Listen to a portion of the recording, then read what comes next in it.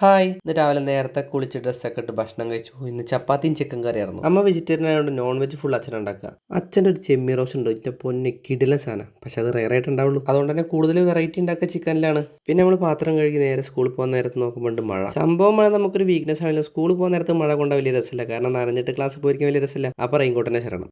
അങ്ങനെ റെയിൻകോട്ട് ഇട്ട് നമ്മൾ നേരെ സ്കൂളിൽ പോയി. സ്കൂളിൽ ചെന്നപ്പോൾ എന്നാണ് ഈ കുട്ടികളെ കുറേ പിറന്നാളുണ്ട്. അപ്പോൾ ഓരോരുത്തരായിട്ട് നമുക്ക് മിഠായി തന്നു. നമ്മൾ ഒരു വിഷയം ചെയ്തു. ഫസ്റ്റ് ഒരു ഇംഗ്ലീഷ് തന്നു, അപ്പോൾ നമ്മൾ ഇംഗ്ലീഷ് എടുത്തു.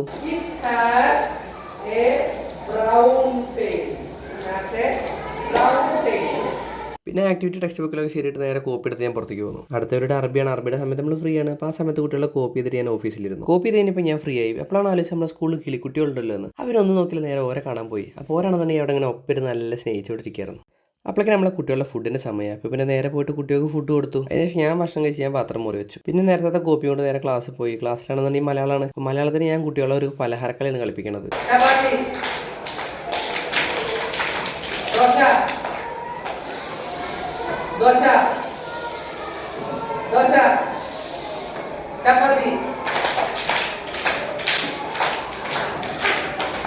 പിന്നെ ലാസ്റ്റ് ഒരു ഐ ടി ആയിരുന്നു. അപ്പോൾ ഐ ടിയുടെ സമയത്ത് നമ്മൾ കുട്ടികൾക്ക് ഓരോ ആക്ടിവിറ്റീസ് കളിക്കാൻ കൊടുക്കും. പിന്നെ അതിന് ശേഷം നമ്മൾ നേരെ വീട്ടിലേക്ക് പോകുന്നു. വീട്ടിലേക്ക് എത്ര കഴിഞ്ഞാൽ നമ്മളെ വണ്ടി ഒന്നുകൂടി ഷോറൂമിൽ കൊണ്ടുപോകണം, കാരണം അന്ന് ചെയ്ത പണികൾ ഫുൾ റെഡി ആയിട്ടില്ല. അപ്പോൾ അതിന് വേണ്ടി ഒന്നുകൂടി സർവീസ് സെൻറ്റർ കൊണ്ടുവന്നതാണ്, കുറച്ച് എക്സ്ട്രാ പണികൾ വേണ്ടിയിട്ട്. പിന്നെ വിസ്മേൻ്റെ കൂടെ നമ്മൾ നേരെ വീട്ടിലേക്കാണ് പോകുന്നത്. കളിക്കാനൊന്നും പോയില്ല, കാരണം മഴയത്ത് കളിച്ച് നമ്മൾ മുട്ടിന് പണി കിട്ടും. അപ്പോൾ ശരി, ബൈ ബൈ.